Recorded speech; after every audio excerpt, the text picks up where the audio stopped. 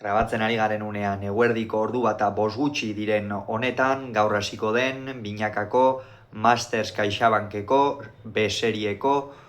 Ligaxkako, bigarren jardunaldiaren atarikoa eta pronostikoak egingo ditugu gogoratuko dugu. Gaur hasiko dela Ermuan jardunaldia eta San Inazio egunez, hau da, uztailaren 31ean datorren ostegunean amaituko dela Zarautzen. Gogoratuko dugu, lehenik eta behin, sailkapena nola dagoen une honetan, izan ere lehengo astean hasi zen, jardunaldi bat besterik ez da jokatu, baina Senar eta Tolosa dira lider, gehiamarreko tanto aberaxarekin, Agirre eta Eskuza bigarren gehi-zortziko tanto aberaxarekin, Peña eta Gabirondo hirugarren gehiruko tanto aberaxarekin, laugarren Dario eta Eskiroz dira, hauek aste honetan sartuko dira lehiaketan. Gaur, gainera, Salaberria eta Aranguren, Zubizarreta eta Bikuña eta Peio Etxeberria, Morga Etxebarria, punturi gabe dira urren ez urren, -3, -4 eta -10 tanto aberaxarekin. Eta jardunaldiari gaur emango zaio hasiera, Santiago eguna da gaur, eta Ermuan egun handia izan ohi da, eta Ermuan bertan emango zaio hasiera, Arizmendi pilotalekuan, eta bertan Peña eta Gabirondo, Zubizarreta eta Bikuñaren aurka izango dira. Gogoratuko dugu, Inigo Bikuñak joan den astean ez zuela jokatzerik izan, buruko mina zuela eta partidaren bezperan deitu zion enpresari ez zuela jokatzerik izango, bere ordez Andoni Gaskue aritu zen jokatzen, eta egia esan ez zuten bat ere partida ona egin, Zubizarretak eta biek erraz irabazi zieten azkenerako 22 eta 14 Agirrek eta Eskuzak. Aste honetan atxeden hartuko duen bikotea Senar eta Tolosak osatzen dutena izango da, gogoratuko dugu 7 bikote direla, honen bestez 3 partida dira jardunaldi bakoitzean, eta batek atxeden hartuko du.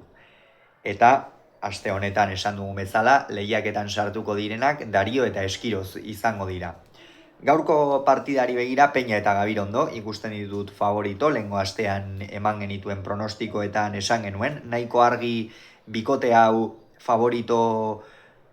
artean ikusten genuela, eta ez hori bakarri, baizik eta Ligaxka ere lehen postuan amaitzeko favorito moduan ikusten genuela, eta joan den astean demostratu zuten, naiz eta larri irabazi zieten Murua eta Arangureni, irabazi egin zuten, aurrera atera zuten euren partida, eta Peñak erakutsi zuen behintzat, naiz eta partida enuen ikusterik izan, maila honetan nolabaitean desberdintasunak apur bat markatu behar dituela behintzat. Atzeko kuadroetan iruditzen zait Gabirondo nagusitu daitekeela, bi bikoteek oso pilota ezaugarri ezberdinak bilatuko dituzte gaurko partida honetan, iruditzen zait Peñak eta Gabirondok pilota azkarragoak nahiko dituztela, batez ere Peña aurrean nagusitzeko, Zubizarretak eta Bikuñak berriz pilota apur bat motelagoak, baina azpitik ibiltzen direnak, badakigulako Inigo Bikuñak duen posturarekin askotan ez duela nolabaitean duen indar guzti hori baliatzen, baina askotan bere pilotakadak oso eraginkorrak dira, aurrelariari asko gaiztotzen zaizkiolako, atzelariari are gehiago, eta ondorioz aurrelaria lekutik ateratzeko oso eraginkorrak dira Inigo Bikuñaren pilotakadak, eta horregatik. Zer egin behar dute Zubizarretak eta Bikuñak irabazteko? Bikuñak alduela behintzat atzean nagusitu egin beharko du, eta aurrean Zubizarretak asko asmatu beharko du, badakigulako Peñari pilota erraz uzten baldin bazaio, honek ez duela barkatzen, Bikuñak ere lan zaila izango du Peñari ezker gantxoa ekiditen, hori espadio ekiditen jai izango duelako bikote urdinak, eta ea ze partida ikusten dugun. Beste partida bihar jokatuko da, Elizondon, Baztan pilotalekuan, Dario eta Eskiroz, Murua eta Morga Etxebarriaren aurka, berriz ere Javi Zabalak lehen mailan ez du jokatzerik izango, horren ondorioz joan den astean bezala Peio Etxeberriak jokatuko du Jon Mariezkurrenarekin, maila nagusiko Mastersean, eta ondorioz Murua eta Morga Etxebarria izango dira aste honetan, joan den astean Eigurenekin jokatu zuen Morga Etxebarriak, Murua Arangurenekin, eta aste honetan bigarren astez jarraian Arrasatearra leian sartuko da. Hemen Dario eta Eskiroz ikusten ditut favorito, iruditzen zait bikote ona osatzen dutela, batez ere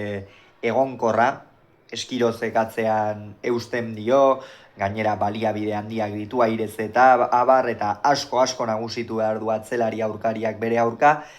eta Morga Etxebarria joan den astean nahiko larri ikusi genuen, partida hasieran egia da, Tolosari apur bat bizkarra erakutsi ziola, baina berehala anoetarra nagusitzen hasi eta Senar ere sotamanoarekin eta zuloak irekitzen hasi zenean atzeko kuadro horietatik asko kostazitzaion Amorebi eta Etxanokoari pilotak entzea,